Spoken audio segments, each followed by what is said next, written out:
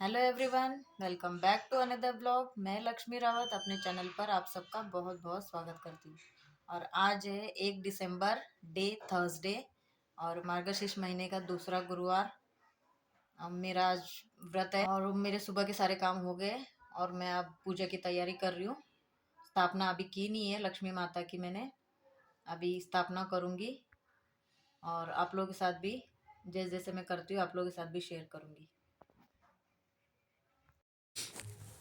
अब मैं स्थापना लक्ष्मी माता के व्रत की स्थापना शुरू कर रही हूँ। पहले सारी सामग्री इकट्ठा कर ली।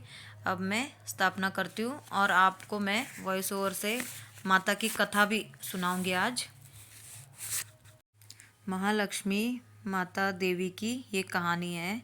द्वापर युग में भद्रश्रवा नाम का राजा सौराष्ट्र देश में राज्य करता था। वह पराक्रमी था तथा उसे 4 वेद, 6 शास्त्र और 18 पुराणों का पूर्ण ज्ञान था। सूर्यचंद्रिका नामक उसकी पटरानी अत्यंत सुंदर, सुलक्षणी और पतिव्रता थी। 7 पुत्र तथा 1 पुत्री श्यामबाला से सुसज्जित उनका दाम्पत्य जीवन अति सुखी था। एक दिन श्री लक्ष्मी देवी के मन में राजा के राजगृह में जाकर निवास करने का विचार आया। उन्होंने सोचा कि राजगृह में निवास करने से राजा अपनी प्रजा को अधिक सुख दे सकेगा, जबकि किसी निर्धन के घर में वास करने से वह दी हुई धन संपत्ति को खो बैठेगा। ऐसा विचार श्री लक्ष्मी ने एक वृद्ध ब्राह्मण स्त्री का रूप धारण कर सूर्यचंद्रिका रानी के महल के दरवाजे के पास धीरे धीरे जाकर खड़ी हो गई। उसे देखकर रानी की एक सेविका ने सामने आकर उस वृद्ध दिखाई देने वाली स्त्री से पूछताछ की। वृद्ध ने अपना नाम, पति का नाम, रहने का स्थान आदि समुचित जानकारी दे दी। वृद्ध स्त्री का रूप धारण किए हुए लक्ष्मी माता कहने लगी, मेरा नाम कमला है, पति का नाम भुवनेश है। हम लोग द्वारका के रहने वाले हैं। तुम्हारी रानी पूर्व जन्म में एक वैश्य की पत्नी थी। वह वैश्य अति दरिद्र था। प्रत्येक दिन उन दोनों पति पत्नी में झगड़ा होता रहता था। उसका पति प्रतिदिन उसे मारपीट करता रहता था। इन हालातों से परेशान होकर उसकी पत्नी एक दिन उसका घर छोड़कर एक वन में जाकर बिना कुछ खाए पिए इधर उधर भटकने लगी। उसकी ये दशा देखकर मुझे दया आ गई और धन संपत्ति देने वाली श्री लक्ष्मी व्रत की कहानी मैंने उसे सुनाई।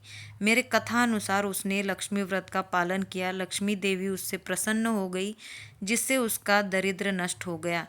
संतति तथा संपत्ति से उसका घर भर गया। उनका जीवन आनंद से व्यतीत होने लगा। दीर्घायु तक समस्त सुखों का उपभोग कर अंततः वे मृत्यु को प्राप्त हुए। लक्ष्मी व्रत के कारण दोनों को लक्ष्मी लोक प्राप्त का वैभवपूर्ण जीवन बिताने लगे। जितने साल उन्होंने लक्ष्मी व्रत किया उतने ही 1000 वर्ष उन दोनों को सौख्य प्राप्त हुआ। अब उन्होंने राजकुल में जन्म लिया है। वही स्मरण दिलाने के प्रति मैं यहाँ आई हूँ। रानी की सेविका ने उससे लक्ष्मी व्रत की जानकारी पूछी तथा पूजा विधि की भी जानकारी ली। वृद्ध रूपधारी श्री लक्ष्मी जी ने उसे लक्ष्मी व्रत की जानकारी एवं महात्म्य बतला दिया। रानी की सेविका उस वृद्ध स्त्री का आभार मानकर राजमहल वापस चली गई तथा उसका संदेश महारानी को जाकर सुना दिया। राजवैभव में रहने वाली रानी को अपने ऐश्वर्य का बहुत घमंड हो गया था। वह उन्मत्त हो गई थी। वृद्ध का संदेश सुनकर वह एकाएक गुस्से में आ गई और एक वृद्ध ब्राह्मण स्त्री को उदंडता के साथ अपमानित किया, परंतु वह वृद्ध स्त्री साक्षात लक्ष्मी थी, ये बात रानी को मालूम नहीं थी। रानी का उद्दाम वर्तन देखकर श्री लक्ष्मी जी ने वहाँ रहने का विचार छोड़कर अपने स्वयं के ही निवास जाकर रहने का निश्चय किया। वहाँ से निकलते ही थोड़ी दूर पर उसे रानी की पुत्री श्यामबाला मिली। राजमहल की घटना की पूरी जानकारी मिलने पर श्यामबाला ने वृद्ध ब्राह्मण स्त्री से क्षमा याचना की। श्री लक्ष्मी जी को उस पर दया आई तथा प्रार्थना करने पर उन्होंने श्यामबाला को लक्ष्मी व्रत की पूर्ण जानकारी दी। उस दिन मार्गशीर्ष मास का बृहस्पतिवार था। श्यामबाला ने भाव भक्ति से लक्ष्मी व्रत का पालन किया। इसकी फल प्राप्ति स्वरूप उसका विवाह सिद्धेश्वर राज नामक राजा के पुत्र मालाधर के साथ संपन्न हुआ। वहां उसे विपुल वैभव प्राप्त हुआ तथा वह अपने पति के साथ सुखपूर्वक व राज वैभव में रहने लगी। इधर रानी सूरज चंद्रिका द्वारा श्री लक्ष्मी जी के अपमान के कारण हुए उनके कोप से राजा भद्रश्रवा के राज्य का अंत अस्त हो गया हुआ तथा उनके वैभव एवं ऐश्वर्य का लोप हो गया। उनकी दशा बड़ी शोचनीय हो गई। एक दिन सूरज चंद्रिका ने अपने पति से कहा, अपनी बेटी का पति राजा है तथा बड़ा वैभवशाली है। उनके पास जाकर अपनी दशा का उल्लेख करने से उनको दया आ जाएगी तथा वह कुछ न कुछ धन संपत्ति अवश्य देंगे। भद्रश्रवा श्यामबाला के पति के राज्य में गया। वहां थककर एक तालाब के किनारे विश्राम लेते बैठ गया। इतने में श्यामबाला की कुछ दासियां जलकुंभ लेकर जल भरने के लिए वहां आई। उन्होंने राजा भद्रश्रवा को देखा। उन दासियों ने उसके परिचय के बारे में पूछा तथा नाम ग्राम विषय में पूछताछ की। राजा ने उन्हें पूर्ण जानकारी देकर अपना परिचय दिया। दासियों को ये ज्ञात होते ही कि वे उनकी रानी श्यामबाला का ही पिता है, वे दौड़कर राजमहल पहुंची और श्यामबाला को सारी स्थिति के से अवगत कराया। श्यामबाला ने अपने पिता को आदरपूर्वक बड़े ठाट बाट के साथ अपने राजभवन में लाकर सत्कार किया। मिष्टान आदि भोजन से संतुष्ट कर उनकी आवभगत की तथा यथोचित आदर सत्कार किया। कुछ समय पश्चात विदा होते समय श्यामबाला ने उन्हें यथेष्ट धन भेंट स्वरूप प्रदान किया। राजा भद्रश्रवा अपने घर पहुंचा। देखकर सूरज चंद्रिका को अपार आनंद हुआ। उसने भेंट स्वरूप दिए हुए धन कलश को खोलकर देखा तो उसमें धन के स्थान पर कोयला भरा हुआ था पाया। श्री लक्ष्मी जी के कोप के कारण ही यह चमत्कार हो गया था। उनके दुख की सीमा न रही।